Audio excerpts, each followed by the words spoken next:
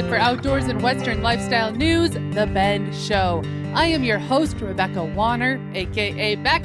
And you know I say this each and every week. As always, we love hearing from all of you, your comments, stories, ideas. Call or text us anytime at 305-900-2363. Again, that's 305-900-2363. Or you can always email bendradioshow@gmail.com. And Ryan Long is Shotgun, as always, is my producer and co-host, Jeff Tigger Erhardt, who, first off, I got to share this with all of you.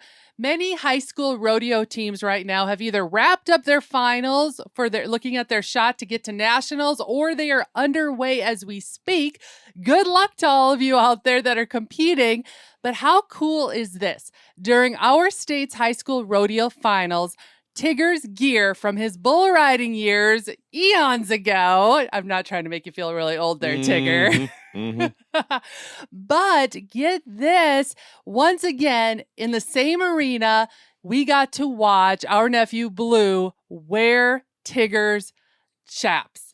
Wear my colors. Wear your colors. He also wore your shirt that you took your senior pictures in. Yep, and that exact shirt on that exact day made its debut on that final day in that arena. So he had that shirt on. He had my leggings on. He was wearing my colors. Let everyone know what your colors were. And at that time, I'm really going to date myself. Those people that follow the rodeo world, back in the day, the Sunny Slopes long ago, a lot of flash and a lot of flair.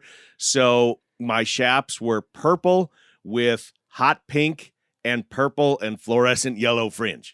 You stood out. Absolutely. And you made Blue stand out. Absolutely. Yeah, I was recording that. I got to be honest. I bawled my eyes out. I know. I did. Tigger had tears going down his cheeks. That meant so much because that was so cool. I don't think you ever thought you would see your gear back in that same arena. Never, because when I retired from rodeoing in college, or I should say it retired me, and I wasn't riding anymore, then moved to the announcing world, of course. But after I retired from riding bulls, I thought, my chaps were just going to hang on the wall and, but I kept my shirts that I rode in all these years. And I never, ever thought that I would ever see my colors back competing in the rodeo arena. So that was really cool.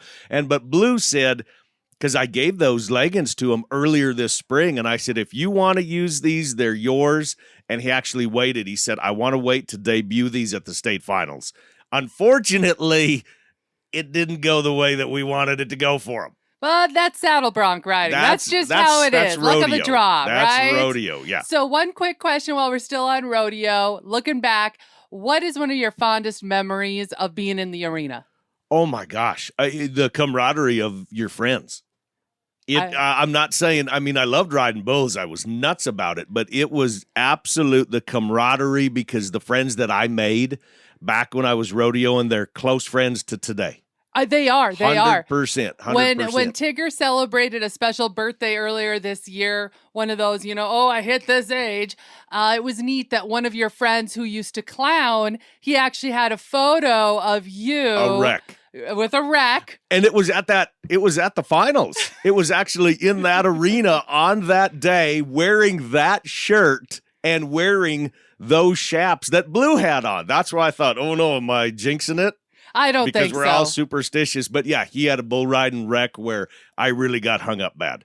If you've not had a chance to take in a rodeo, and it doesn't matter if it's a regular rodeo, a bronc match, or even a ranch rodeo, there is something to say about, like you said, the friendships that are made. Yeah. Tigger and I, last weekend on Father's Day, we ended up actually announcing and running the music for a big ranch rodeo in our area. And what hit me hard and had me just feel thankful to be in this industry was when I saw at the end of this ranch rodeo, all the teams, they were riding around the arena, high-fiving, shaking hands, congratulating one another. Yep. You just don't see that in other sports. Buddies root for buddies in the rodeo arena. That's how it works. Even though you may be sitting first or something like that, you never wish bad luck on anybody else, and you wish nothing but good luck for all of your competition that's out there. So, yeah. I'm going to put it this way. God bless Cowboys.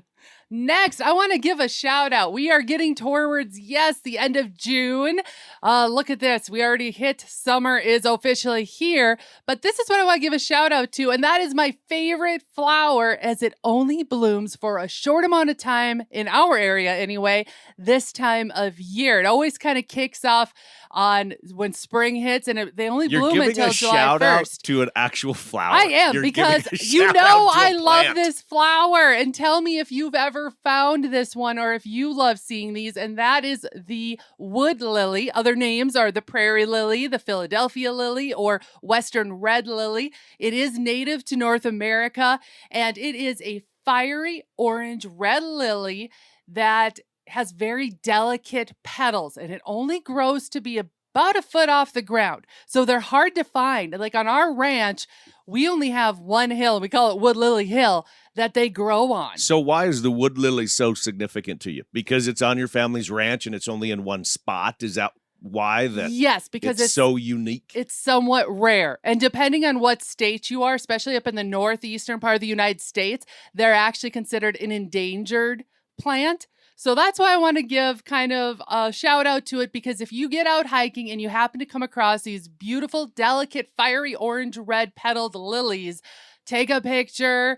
Please don't ruin the roots. If you do decide to keep one, just enjoy seeing them, because you don't find them everywhere, and they're gorgeous. And although the temptation is going to be there to go out with a spade and dig those plants up and transplant them into your own flower garden. Please don't. Please don't, because 9 out of 10 times it's illegal to do that. Yeah, in case you didn't know that, absolutely double check with your state's regulations. But for the most part, typically it is illegal to transplant or move native plants like this one. And we wanted to try that. I mean, like everybody, we wanted to try it, and we did. We checked through our channels and they said, absolutely no, that is illegal. And if you're wondering who to check with, just check with your county extension agent. Great one. They will know exactly whether you can or can't, or how to successfully transplant one if you are allowed to. They're like buffalo. You can enjoy them from afar. Yes.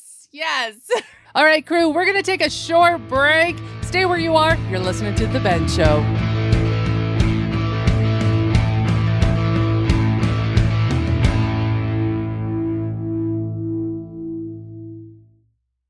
The hunt, the stories, the memories.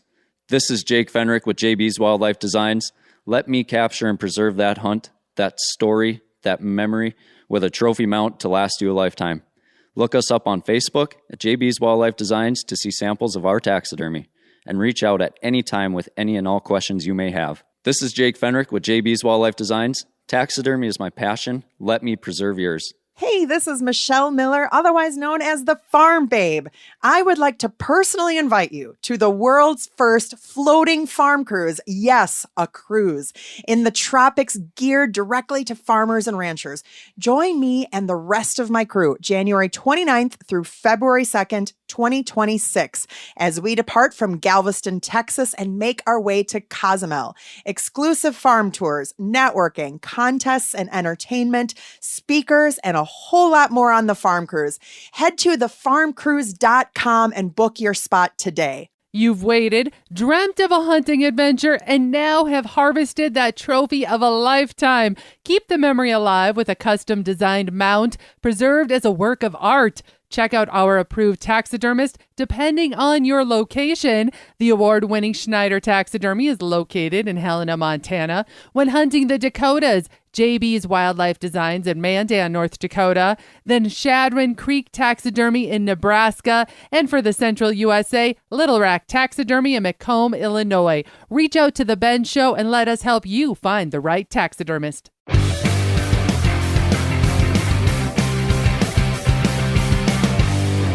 Welcome back to The Ben Show, your outlet for outdoors and Western lifestyle news. I am your host, Rebecca Wanner, a.k.a. Beck, and my co-host, as always, Jeff Tigger Erhardt is here. A high schooler from Pennsylvania is reeling in praise and fish with his homemade biodegradable fishing lures. Ethan Albright, a senior at Hempfield High School and a lifelong fisherman, created the lures using natural ingredients like seaweed-based sodium alginate, gelatin, and cornstarch. His goal, cut down on plastic waste in rivers. But how does that work, though? If it's biodegradable, I'm assuming it's not like after 10 minutes or something like that. Correct. They last a little longer than one would think. Very cool idea. Albright's eco-conscious invention earned him third place at the International Science and Engineering Fair back in May after winning a local competition in March. And yes, the lures work. The trout were hammering them, according to Albright, after a successful trout season. Traditional soft plastic lures often break off and get swallowed by fish, clogging waterways and fish stomachs.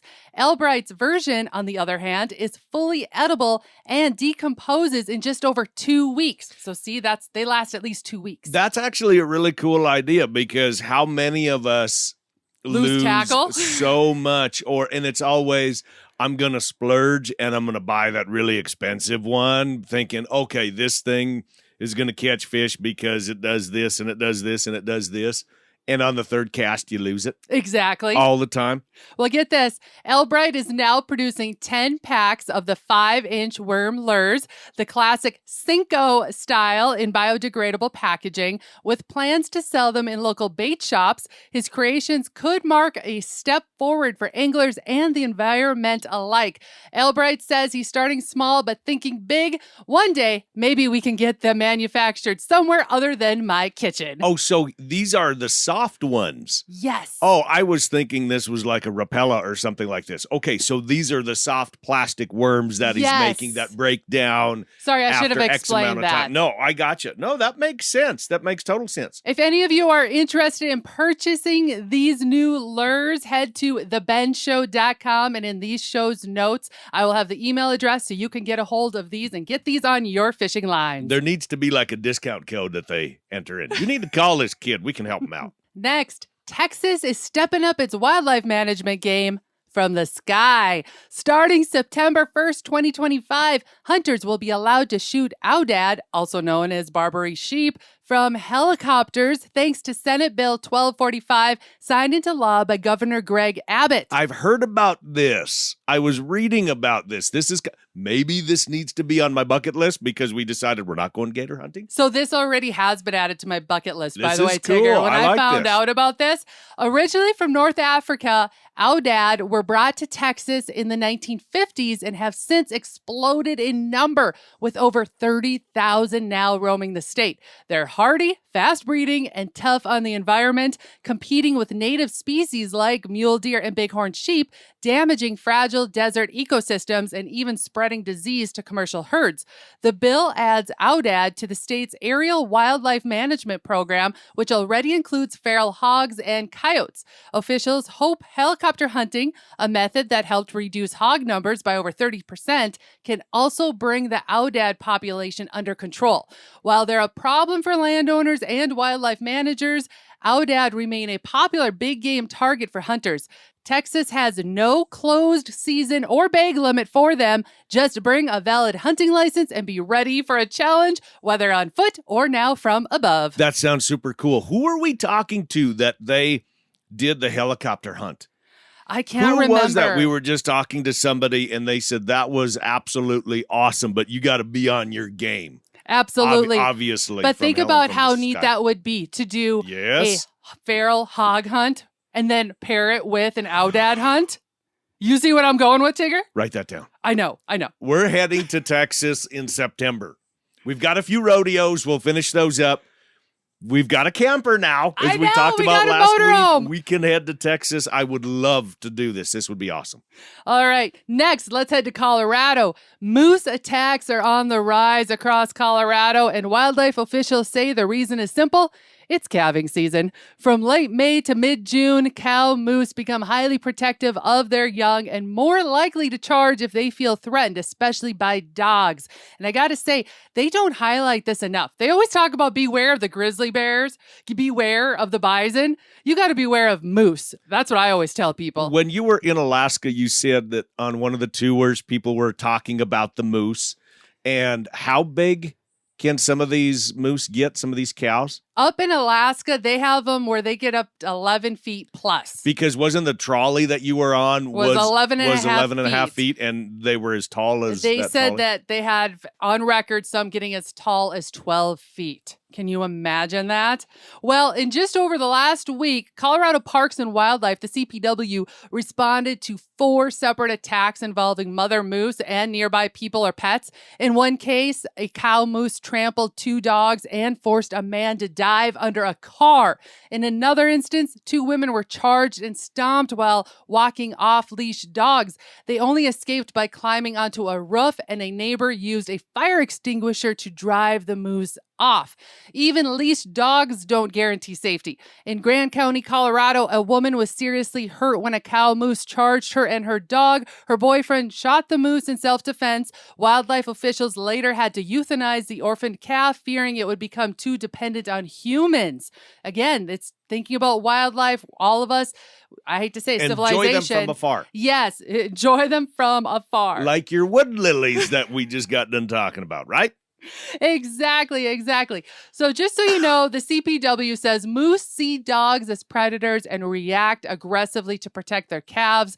They're urging outdoor enthusiasts to keep pets leashed, avoid thick brush where calves may be hiding, and give moose a wide berth if spotted, like we just said. While moose attacks remain rare, growing moose and human populations means encounters are becoming more likely. So if you're hiking in moose country this time of year, stay alert, leash your dog, and let these massive mammals raise their young in peace. I brought this up when you were telling me the Alaska stories when you came back a couple of weeks ago, and I asked you where you go hunting for elk, if that is also moose territory, and you said yes, and you've been out there before where you and your brother have let elk go because you did not want to cross the path of the moose that you saw in that area, right? That's absolutely correct. We go elk hunting out in Montana. We have had this happen to us more than once where, say, a moose, and it's typically a cow, is in between us and say you can range, and you've range find it out and you see the elk and they're like at 800 yards and you're going, okay, I need to get a little bit closer.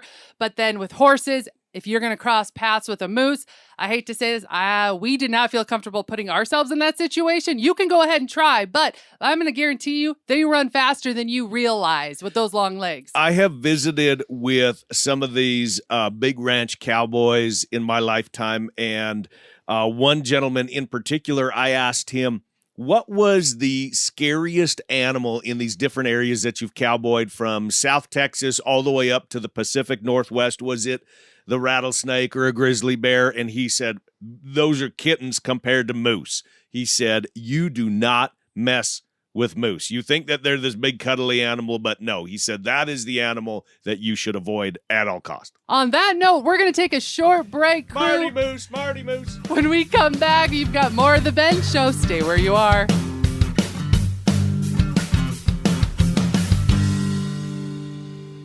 Is there that particular pair of boots or that shirt or pair of jeans that you just can't find anywhere else? Check out Medora Boot and Western Wear. Medora Boot and Western Wear is the go-to for boots, jeans, especially jackets, and even those hard-to-find accessories that make perfect gifts. Check out MedoraBoot.com, or better yet, give Kim a call at 701-623-1005 and tell Kim that Tigger and Beck sent you. For the latest in Western and outdoor practical and fashionable wear, there is only one, Medora Boot and Western Wear. You asked for it, you got it. Watch the Cowboy Channel anytime, anywhere with the Cowboy Channel Plus. Live stream the Cowboy Channel or watch your favorite PRCA rodeos on demand. Classic PRCA rodeos added weekly.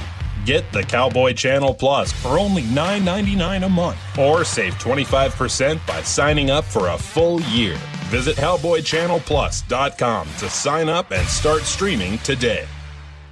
This is Beck. First, I appreciate all of you for listening and making The Bend part of your week. Many of you have asked, how do I catch past episodes? The answer is super easy. Head to thebendshow.com and click on the shows tab. There you can listen to every episode all the way back to episode 1. Podcasters, head to your favorite podcasting app and search The Bend. You'll find us. Be sure to follow and subscribe and never miss another episode again. Welcome back to your outlet for outdoors and Western lifestyle, The Ben Show. I am your host, Rebecca Wanner, a.k.a. Beck, and my co-host here is Jeff Tigger Erhardt. Now, according to a recent New York Post article, Gen Z, born between 1997 and 2012, can code TikToks in their sleep, but ask them to change a tire or fold a fitted sheet? Forget it.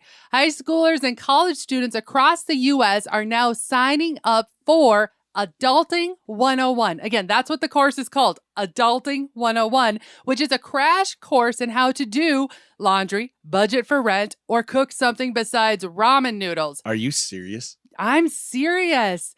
New York teen Zach Leitner put it this way: until the 1960s, students learned how to cook, clean, and sew. In 2025, we're lucky if they know how to do their laundry. And that's just generally speaking. That's not all the kids, right, of course. Generally. But that is true, though. I mean, that a lot of these just general life skills are not even being taught anymore. I agree. Home ec has gotten taken out of schools. And Correct. And according to one psychologist, they pointed out that overprotective parenting and a trend of young adults living longer at home says today's 20-something-year-olds are arriving at adulthood with empty toolboxes, not because they're lazy, but because no one taught them the basics. So while schools are starting to step in, experts say these basic life skills should be taught way earlier, starting back at home.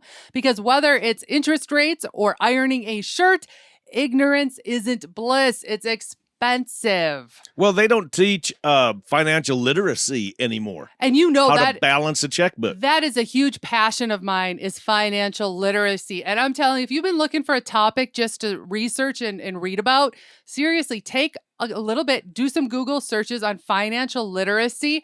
It will open your eyes of how, I hate to say it, these young youth coming from home, entering the adult world, they're entering it with empty toolboxes. They're Well, not understanding the basics of a checkbook. We live in a society of credit cards, of Yes. just constantly charging, and you'll worry about it later. You go to which has school, got you're us in the given a struggle we're card. in. You go to school, you're given a card that looks like a credit card that has money on it to swipe for your school lunches. So you don't even think about Really? what's this cost. I didn't know they did that. Oh, that's been going on for years. I am so behind. And if you really dive into the financial literacy hole, you'll find out where there's almost kind of like a methodology of thinking of getting you used to using that credit card versus cash is king. Oh, the conspiracy theorists. Don't of get the me world started on unite. that topic. But yes, before you leave home, if you're listening to this, go and tell mom and dad I need to learn how to run the dishwasher, do my laundry, and Make iron sure a mom shirt. and dad know how to do that first, though. Oh, that's true. Check on Mhm. mom and dad. I like that. Time for a little product review. Recently, after coming back from one of my weekends away, Tigger surprised me with a package of pickleballs. And we're not talking the game pickleball. We're talking dill pickle corn puffs by Vlasic. Those that are known for bringing us the delicious, crunchy pickles. And they were like little cheese balls, except they were dill pickle balls. Yes. And I thought you would go nuts over them. the packaging looked amazing. I was super excited because I am one of those. I love pickle flavored everything, Mhm. dill flavored. I even Yep. buy my sunflower seeds Yep. that have the dill pickle flavoring to them. These pickle balls, if you like pickle, they taste, I mean, it's a lot of pickle. So is it too much for you? It was a little too much It for was me. a little too much. It was a little too much for me, but I do think everyone should give them a try. They're in a blue package and they're the green, bright green color, so the kids go crazy for them. But I think if you mix them with something else, it'd be- Exactly. So that's what I have done recently was big in I'm known for bringing this pretzel recipe, spicy kind of pretzels to a lot of family functions. Easy to make. You can make these. I take gluten-free pretzels. Why? Because of the crunch. I'm telling you, it's all about the crunch. Well, I season them with ranch packets, and then I put a bunch of dill seasoning in it with a little bit of cayenne pepper. It sounds crazy, but it's delicious. They are And excellent. Now I've been adding these pickle balls, these dill pickle corn puffs to it. Game changer. But that's a lot of pickle. Well, okay, you have to I'm like just saying- pickle, I'm just saying, vinegar, all of that. They are very good, though. It is a lot of pickle, though. I'm just saying. Okay, but because I am such a pickle fan, I'm going to throw this out to you, the listeners. I want to hear, what are your favorite pickle snacks? Because there's been pickle pizza lately. I'm a huge fan of that, too. If you've not tried pickles on pizza, Game changer again. You got to try it. It's so good. So I have a pickle recipe for those people that are trying to eat healthy, stay off the sugar, eat keto and all that kind of stuff. Bacon wrapped pickles, and then you put them in the air fryer. What? Mm-hmm. You haven't made those for me yet. Well, no, because I just found the recipe and we just got our air fryer back. So that's what we're having for kind of like an appetizer tonight? Absolutely. Absolutely. I can't wait to try these. Bacon wrapped pickles, throw them in the air fryer, boom. Everything's better with bacon anyway. Now, I want to know what's your go-to pickle recipe or pickle dish that you have. Send us a message. You can email us at benradioshow@gmail.com. Or otherwise, of course, you can always call or text us at 305-900-2363. That's all for this week, crew. And remember, folks, to keep sending in any questions you might have if you know of something spot-worthy for us to share, as well as your area's field reports. That number you can call or text anytime, 305-900-2363. Again, 305-900-2363. Or you can always email benradioshow@gmail.com. And if you missed part of this show or want to hear past episodes, you can find them all on our website, thebendshow.com. And be sure to subscribe on your favorite podcasting app and to The Ben Show YouTube channel. Finally, a big thanks to all of you listeners out there that came along, and whether you're coming or going today, stay with us as we ranch it up. And remember to keep up with me, Beck, all week long by following The Bend on Facebook and on Instagram at The Bend Show. This is Rebecca Wanner. Catch Beck if you can next week on The Bend.